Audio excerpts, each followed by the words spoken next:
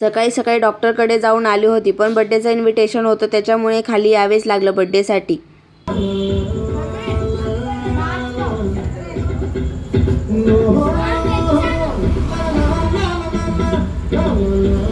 आणि हे बघितलं ना, शंभूचा किती भारी डान्स चालू होता. ते गाणं लावलं म्हटल्यावरती शंभूला डान्स करायला पाहिजे.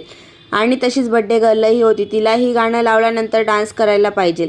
झोप येत होती, पण गाणं चालू झालं की तिचाही डान्स येत होता बाहेर, लगेच डान्स करायला लागत होती. तसा बड्डेला खूप उशीर झाला होता, त्याच्यामुळे तिला फार अशी झोप येत होती आणि गरमही होत होतं, त्याच्यामुळे तिला किरकिर चालू होती तिची थोडीफार.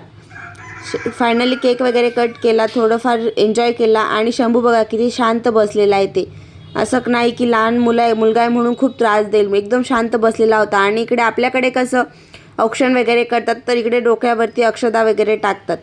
तसं आमचाही नंबर लागला म्हणून मीही तिला अक्षदा टाकून आशीर्वाद वगैरे दिला आणि गिफ्ट दिलं. तर तिला झोपच खूप येत होती.